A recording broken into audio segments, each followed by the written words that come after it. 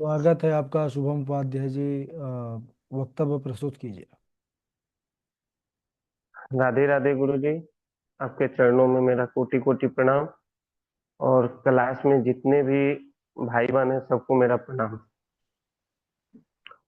अस्मद गुरुभ्यो नमः। अस्मद परम गुरुभ्यो नमः। अस्मद सर्वगुरुभ्यो नमः। राधा कृष्णाभ्यां नमः। श्रीमते रामानुजाय नमः। स्वस्ति श्री गणाधिपतये नमः। लंबोदरम परम सुंदरमेकदंतम पीतांबरम त्रिनयनम परमं पवित्रम उद्यद्दिवाकर निभोज्वलकान्तिकान्तं विघ्नेश्वरं सकलविघ्नहरं नमामि। शरीरं स्वरूपं ततो वा कलत्रं यशश्चारुचित्रं धनं मेरुतुल्यं मनश्चेन लगनं श्रीगुरूणाङ्घ्रिपदमे ततः किं ततः किं ततः किं ततः किं नारायणं नमस्कृत्य नरं चैव नरोत्तमं देवीं सरस्वतीं व्यास ततो जयमुदीरये। जयतु जयतु देवो देवकी नन्दनम्।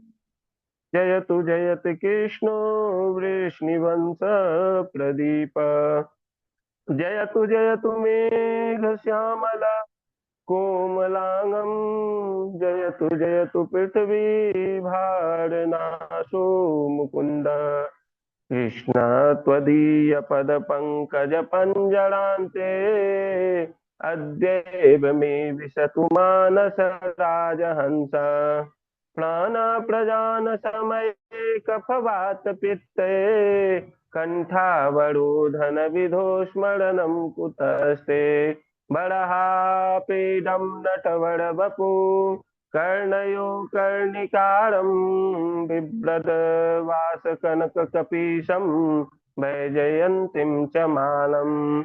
रन्ध्रान्वेणुरधरसुरया पूरयन् गोपवृन्दै वृन्दावनयं स्वपदरम्नं प्राविशद्गीतकीर्तिम्। करारविन्देन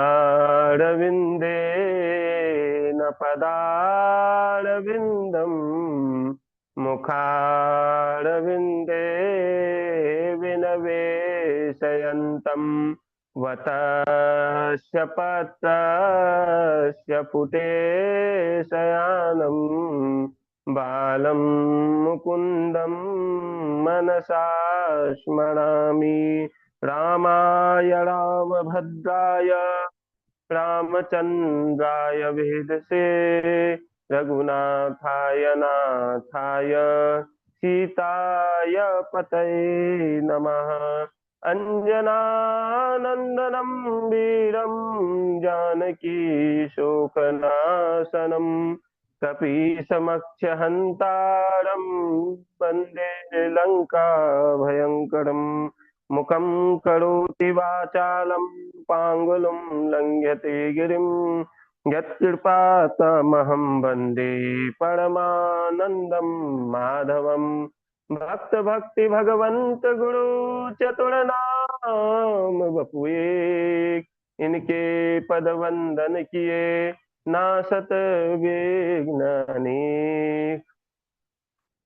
अनंत कोटि ब्रह्मांड नायक अचिंत कल्याण गुणगण निधान सर्वेश्वर सर्वाधिपति अकारण करुणा वरुणालय अकारण करुणा कारक सकल जन कल्य साप हारक परात्पर परम ब्रह्म अनंत कोटि कंदर्प दर्प दलन पटियान निर्गुण निराकार सगुण साकार जगदैक बंधु करुणैक सिंधु हिंदू सच्चिदानंद घन परमात्मा श्री राधा, श्री कृष्ण एवं श्री राधा रानी जी के युगल चरणों में,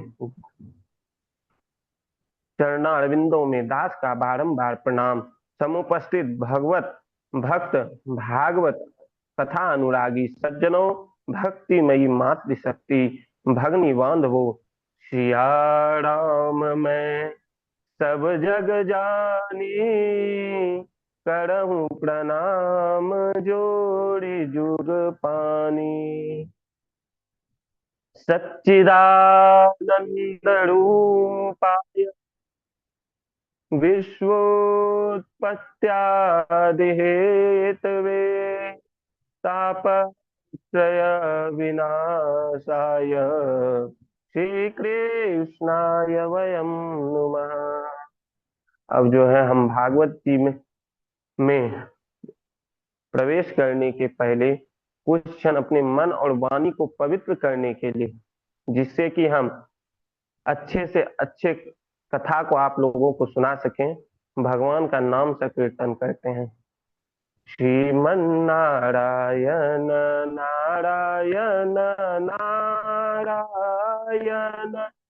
श्री हरि नारायण नारायण नारायण, श्री हरि नारायण नारायण नारायण, लक्ष्मी नारायण नारायण नारायण,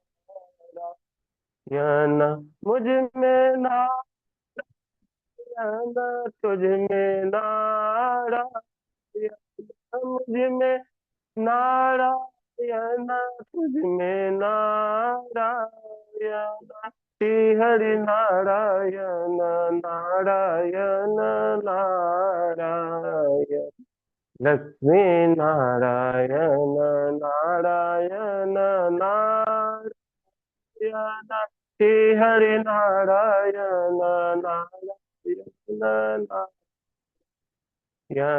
श्री हरि नारायण नारायण नारायण, लक्ष्मी नारायण नारायण नारायण।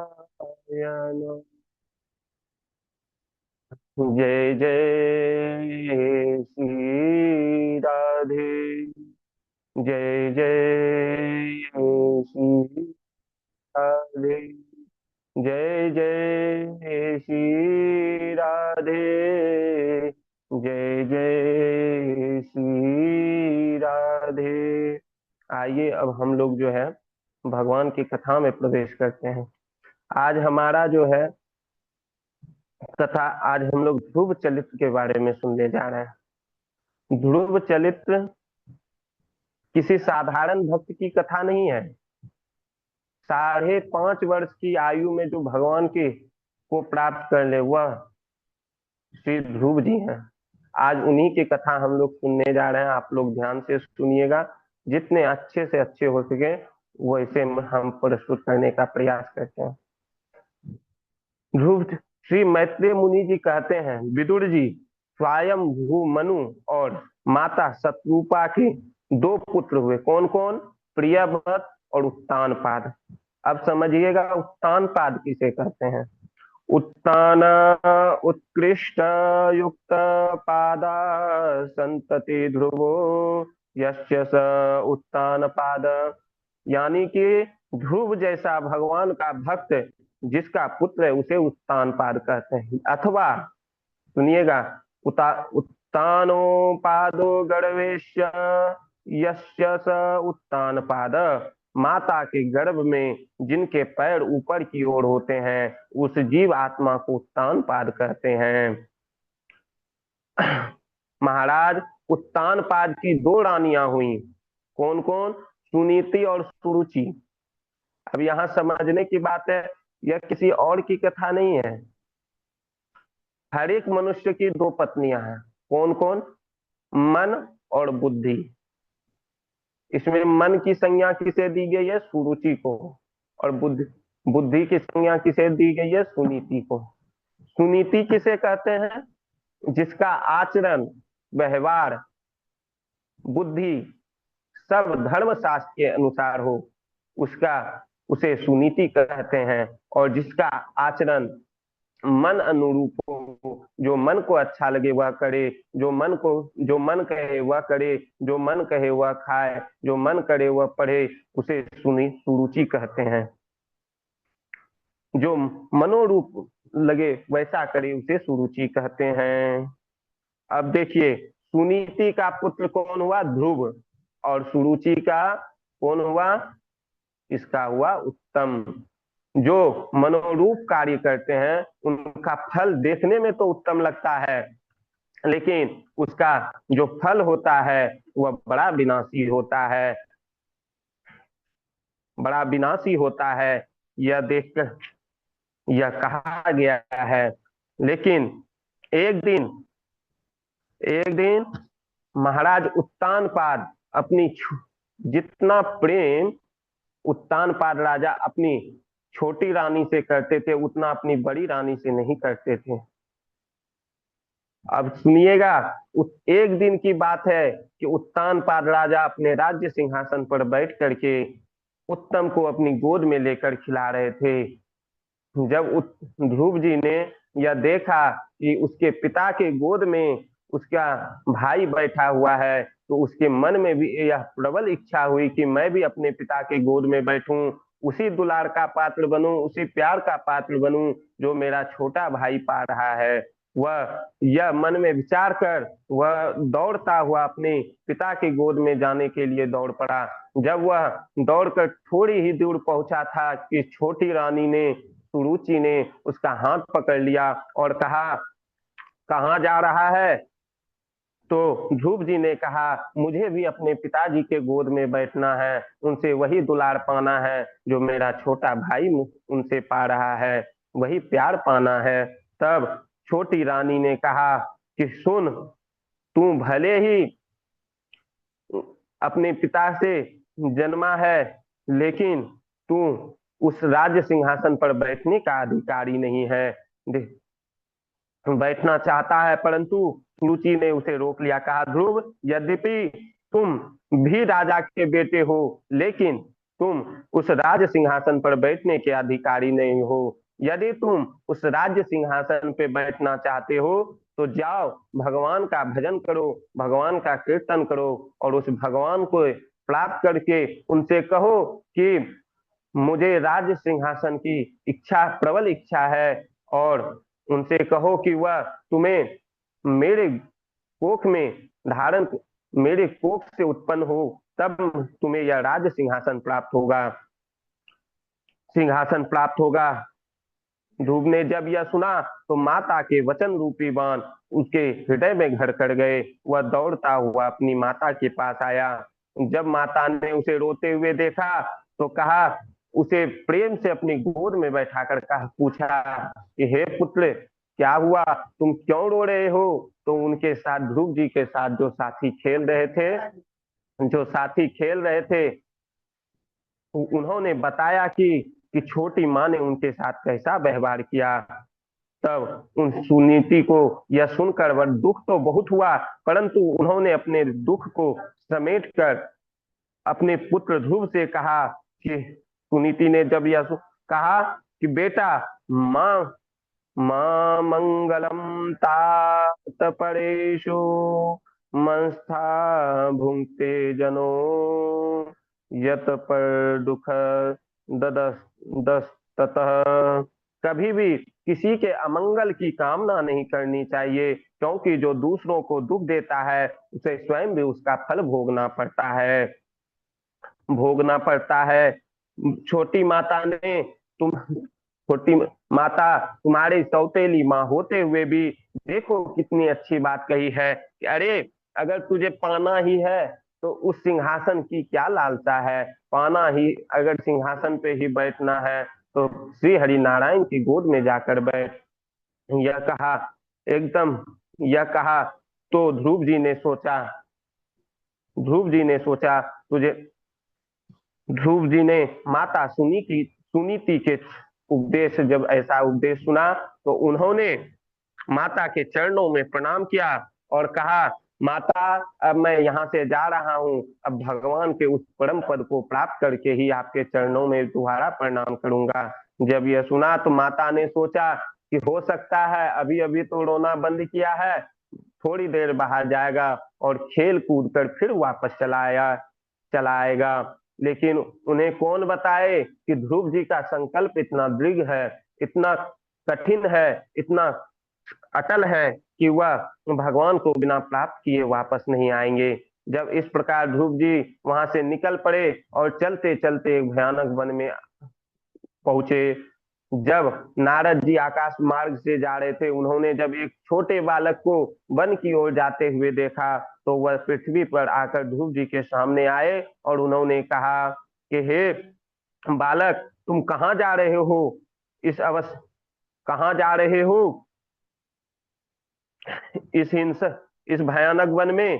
तो ध्रुव जी ने कहा कि हे महाराज, मेरी सौतेली माँ ने मेरा अपमान किया है, इसलिए मैं राज सिंहासन की इच्छा से भगवान की आराधना के लिए वन में जा रहा हूँ। देवर्षि नारद ने कहा, बेटा, इस अवस्था में क्या मान, क्या अपमान, क्या सम्मान? यह सम्मान इसलिए अपने घर लौट जाओ। जिस परमात्मा को तुम प्राप्त करना चाहते हो ना, उस परमात्मा को प्राप्त करना इतना आसान नहीं है, वह बहुत कठिन है, बहुत कठिन है। बड़े बड़े ऋषि मुनि अनेकों जन्मों तक उनकी आराधना करते हैं, तपस्या करते हैं, कठोर व्रत रखते हैं, बहुत हवन करते हैं, लेकिन उन्हें भगवान की प्राप्ति जल्दी नहीं होती है, प्राप्ति नहीं कर पाते। ध्रुव ने कहा, हे मुनिवर, सौतेली माँ के वचन रूपी बाण मेरे हृदय को छलनी कर गए हैं, जिसके कारण आपका यह जो आप जो उपदेश दे रहे हैं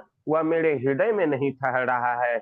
इसलिए मेरा यदि आप मुझे उपदेश देना चाहते हैं तो भगवत प्राप्ति का उपदेश दीजिए, नहीं तो आप मेरे मार्ग से हट जाइए, मुझे आगे जाने दीजिए। देवर्षि नारद ने ध्रुव के जब इस दृढ़ संकल्प को देखा तो उन्होंने तो कहने लगे, अहो तेज क्षत्रियाणाम मान भंगमृष्यताम, बालोपयम हृदा धत्ते यत्समातुर सत्वच। अहो, इस क्षत्रिय कुमार के तेज को तो देखो, थोड़ा सा भी मान भंग सह नहीं सकता। धन्य है यह बालक, धन्य है इसकी माता, जिसका इस प्रकार दृढ़ संकल्प है। देवर्षि नारद ने ध्रुव को उपदेश दिया। तथा तत तत तात गच्छ भद्रम ते यमुना या यमुनायास्ततं शुचि पुण्यम मधुवनम यत्र सानिध्यम नित्यदा हरे। बेटा, तुम पवित्र यमुना तट के में मधुवन चले जाओ, जहाँ भगवान श्री हरि नित्य ही निवास करते हैं। यमुना के निर्मल जल में स्नान करना, आसन लगाकर प्राणायाम करना और भगवान की मानसिक पूजा करना, ध्यान करना, और मैं जो तुम्हें द्वादशाक्षर मंत्र दे रहा हूँ उसका जप करना। ओम नमो भगवते वासुदेवाय। इस द्वादशाक्षर मंत्र का जप करना। इस उपदेश से इस उपदेश को प्राप्त कर ध्रुव ने देवर्षि नारद के चरणों में प्रणाम किया, उनकी 3 बार परिक्रमा की और मधुवन की ओर निकल पड़े। मधुबन पहुंच करके वहां कालंदी नदी में स्नान किया, आसन लगाया, आचमन किया, प्राणायाम प्राणायाम किया। जैसे जैसे देवर्षि नारद ने कहा था उस उपदेश का पालन किया, उसी के अनुरूप प्राणायाम किया, भगवान का ध्यान कर और द्वादशाक्षर मंत्र का जप करने लगे। ओम नमो भगवते वासुदेवाय। ओम नमो भगवते वासुदेवाय।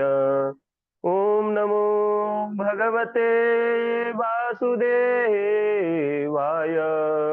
ओम नमो भगवते वासुदेवाय। पहला महीना जैसे ही प्रारंभ हुआ, उन्होंने 3 3 दिन पर कैथ और बैर खा लेते और फिर भगवान का भजन करते। ओम नमो भगवते वासुदेवाय। ओम नमो भगवते वासुदेवाय। ओम नमो भगवते वासुदेवाय। ओम नमो भगवते वासुदेवाय। पहला महीना जैसे ही समाप्त हुआ, दूसरे महीना जैसा ही प्रारंभ हुआ, कैथ बैड भी खाना छोड़कर 6 6 दिनों के अंतराल में सूखे पत्ते खा लेते और जल पी लेते। जब यह जब दूस जल पी लेते और फिर भगवान का उसी द्वादश अक्षर मंत्र का जप करने लगे थे। ओम नमो भगवते वासुदेवाय। ओम नमो भगवते वासुदेवाय। ओम नमो भगवते वासुदेवाय। ओम नमो भगवते वासुदेवाय। जैसे ही दूसरा महीना समाप्त हुआ और तीसरा महीना प्रारंभ हुआ, तो जो वह सूखे पत्ते और जल पीते थे, सूखा पत्ता भी खाना छोड़ दिए। अब 9 9 दिन के अंतराल में वह जल पी लेते और फिर भगवान के उसी द्वादशाक्षर मंत्र का जप करने लगते। ओम नमो भगवते वासुदेवाय। ओम नमो भगवते वासुदेवाय। ओम नमो भगवते वासुदेवाय। ओम नमो भगवते वासुदेवाय। जैसे ही तीसरा महीना खत्म हुआ और चौथा महीना प्रारंभ हुआ, वह जो जल पीते थे वह जल भी छोड़ दिया। ऐसा प्राणायाम सिद्ध हो गया कि 12 12 दिनों के अंतराल में एक बार श्वास ले लेते और फिर भगवान के उसी द्वादशाक्षर मंत्र का जप करने लगते। ओम नमो भगवते वासुदेवाय। ओम नमो भगवते वासुदेवाय। ओम भगवते वासुदेवाय। ओम नमो भगवते वासुदेवाय। जैसे ही चौथा महीना खत्म हुआ और पांचवा महीना प्रारंभ हुआ, अब जो है वह सांस जो ले रहे थे उसे भी छोड़कर एक पैर पर खड़े हो गए और भगवान की आराधना करने लगे और वही द्वादशाक्षर मंत्र का जप करने लगे। ओम नमो भगवते वासुदेवाय। ओम नमो भगवते वासुदेवाय।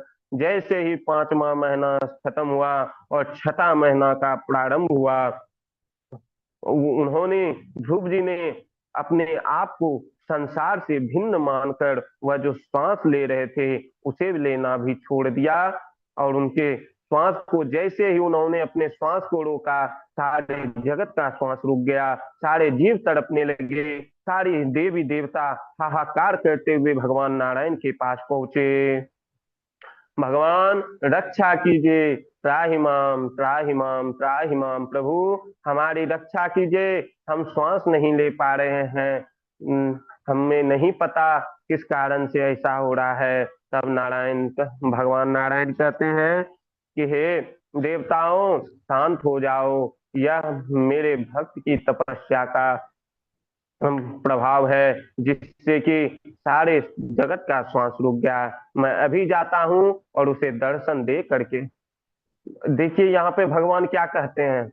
आज तक भगवान सबको दर्शन देने जा रहे थे, लेकिन ध्रुव जी की तपस्या से भगवान इतने प्रसन्न हुए कि वह देवताओं से क्या कहते हैं, आज तक मैंने सबको दर्शन दिया है, लेकिन आज मैं भक्त ध्रुव का दर्शन करने जा रहा हूँ। मैं भी भक्त ध्रुव का दर्शन करके आता हूँ और उनकी सारी मनोकामनाएं पूर्ण करके आता हूँ। और भगवान वहां से चले गए। जब ऐसा भगवान श्री हरि देख वहां पहुंचे, तब वहां उन्हें वह भक्त ध्रुव के सामने खड़े हैं, लेकिन भक्त ध्रुव अपनी आंखें नहीं खोल रहे। जब श्री नारायण ने समझ लिया कि जब तक इनके मन में जो मेरी छवि चल रही है, वह छवि जब तक इनके अंदर से नहीं मिटेगी, तब तक यह अपनी आंखें नहीं खोलेंगे। बस भगवान श्री हरि ने उनके भक्त ध्रुव के चित्त में जो छवि चल रही थी उसे हटा दिया। जैसे ही भक्त ध्रुव के चित्त से वह छवि समाप्त हुई, वैसे ही छटपटा करके नारायण नारायण नारायण करते हुए उन्होंने अपनी आंखें खोली। जैसे ही उन्होंने आंखें खोली तो वह क्या देखते हैं कि भगवान स्वयं गरुड़ पर सवार होकर, पीतांबर धारण किए हुए, हाथ में शंख चक्र गदा पद्म आदि से सुशोभित सुंदर वनमाला पहने हुए, सुंदर आभूषणों से अलंकृत, क्या दिव्य स्वरूप है उनका। यह देख करके भक्त ध्रुव उनके चरणों में दंडवत प्रणाम किया और हाथ जोड़कर खड़े हो गए। परंतु वह कुछ कहना चाहते थे, लेकिन 5.5 वर्ष के ध्रुव जी आखिर क्या कह सकते हैं। न उन्होंने कभी कोई शिक्षा प्राप्त की, न कभी गुरुकुल गए। लेकिन भगवान तो सर्वव्यापी हैं। भगवान समझ गए कि भक्त ध्रुव मेरी स्तुति करना चाहता है। पर स्पर्शम बालम कृपा कपोले, उन्होंने अपना कृपा करके अपना ज्ञानमय शंख ध्रुव जी के कपोल में स्पर्श कराया, जिससे ध्रुव जी में समस्त विद्याएं प्रकट हो गई और हाथ जोड़कर उन्होंने स्तुति करना प्रारंभ किया। योऽन्त प्रविश्य मम वाचमिमां प्रसुप्ता संजीवयत्यखिल शक्तिधर स्वधाम्ना। अन्यासहस्रचरणश्रवणात्वगादीन् प्राणान्नमो भगवते पुरुषाय तुभ्यम्। प्रभु, आपने ही मेरे अंतःकरण में प्रवेश कर लिया है, मेरी सजी सोई हुई वाणी को सजीव किया है, तथा आप ही हाथ पैर कान और त्वचा आदि इंद्रियों को चेतना प्रदान करते हैं। मैं आपको बारंबार प्रणाम करता हूँ। भगवान ने कहा, बेटा ध्रुव, मैं तुम्हारे हृदय का संकल्प को जानता हूँ। तुम जिस पद को प्राप्त करना चाहते हो उसे आज तक किसी ने प्राप्त नहीं किया है। तुम्हें वह ध्रुव मैं प्रदान करता हूँ, जिसको जो त्रिलोकी में ऊपर है, जिसकी सप्त ऋषि परिक्रमा करते हैं। लेकिन यह पद तो मैं तुम्हें दे रहा हूं, लेकिन उससे पूर्व तुम 36,000 वर्षों तक धर्म पूर्वक पृथ्वी का पालन करो और अंत समय में तुम मेरा स्मरण कर मुझे प्राप्त कर लोगे। ऐसा कर भगवान नारायण अंतर ध्यान हो गए। ध्रुव अपने नगर में लौट आए। महाराज उत्तानपाद को जैसे ही यह सुना भक्त ध्रुव आ रहे हैं, उनकी अगवानी के लिए वह नगर के बाहर आ गए और जैसे ही भक्त ध्रुव को देखा तो वह रथ से कूद कर बाल भक्त ध्रुव को अपनी गोद में उठा लिया। ध्रुव ने अपने माता पिता के चरणों में प्रणाम किया और नगर में बड़ा भारी स्वागत हुआ। महाराज उत्तानपाद ध्रुव का राज्याभिषेक किया। बोलिए भक्त वत्सल्य भगवान की जय। महाराज उत्तानपाद ने ध्रुव का राज्याभिषेक किया और उनके मन में आया कि यह छोटा सा बालक भगवान को प्राप्त कर लिया, तो मुझे भी भगवान को प्राप्त करना चाहिए। और वह वन में चले गए। ध्रुव ने प्रजापति की पति शिशु कुमार की पुत्री भृमि से विवाह किया, जिससे कल्प और वत्सर नाम के 2 पुत्र हुए। उनकी दूसरी पत्नी वायुपुत्री इला हुई, जिससे उत्कल का जन्म हुआ। उन्होंने लेकिन उस समय तक भाई उत्तम का विवाह नहीं हुआ था। एक बार शिकार खेलने के लिए उत्तम वन में गया। वन में जब वह गया तो उसे बड़ा भयानक यक्ष ने उसका वध कर दिया। जब सुरुचि अपने पुत्र को खोजते हुए वन में गई तो वन में आग लगने के कारण वह भी जलकर मर गई। जब इस समाचार को भक्त ध्रुव ने सुना। निधन सुनी उपजा क्रोधा। ध्रुव ने अपने भाई उत्तम की मृत्यु का समाचार जब सुना तो बड़ी भारी सेना लेकर यक्षों पर आक्रमण कर दिया। अनेक व्यक्तियों का संहार कर दिया। निरपराध यक्षों को मरते हुए देख स्वयं भूमनु को दया आ गई। उन्होंने ध्रुव से कहा, नन वे कस्यापराधेन प्रसंगाद बहवो हतः।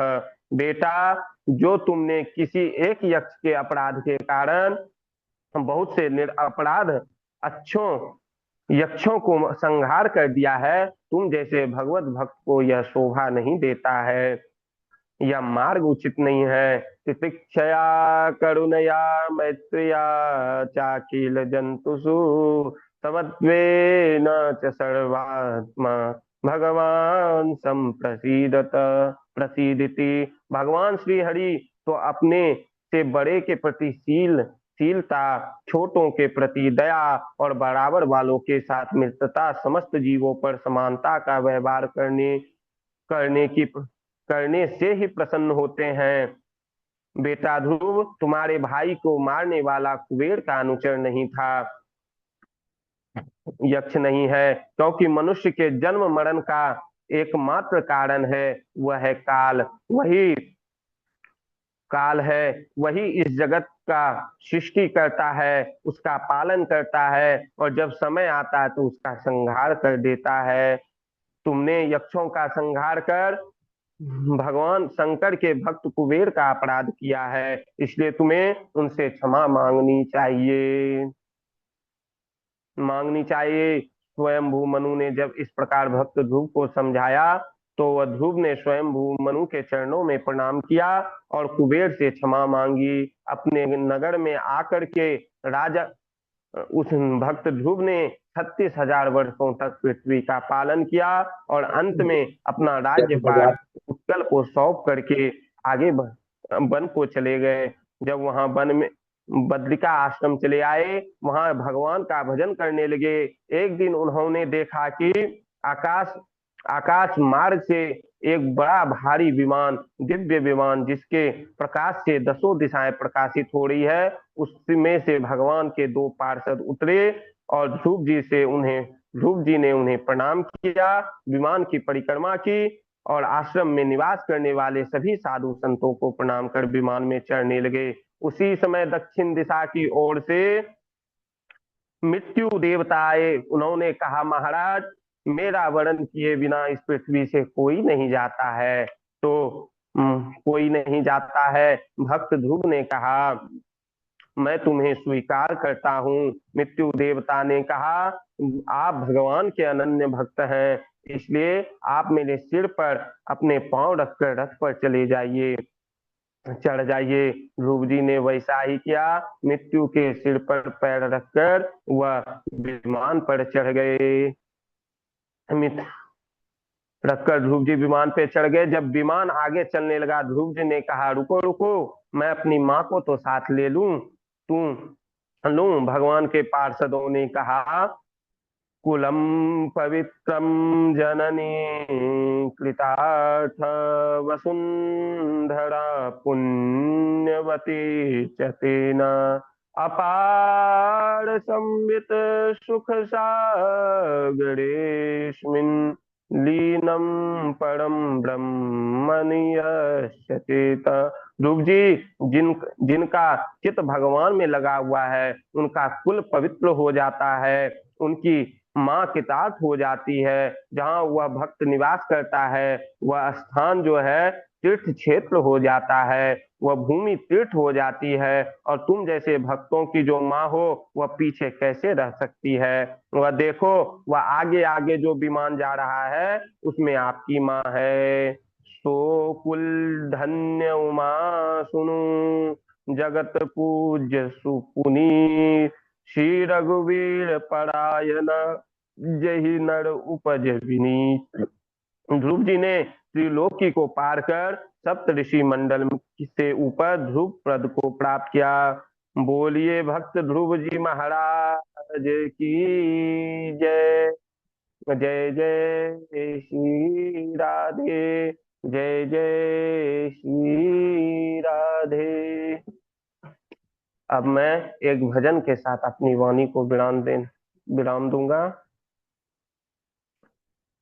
देखिएगा, बड़ा ही सुंदर भजन है। मैं इसे गा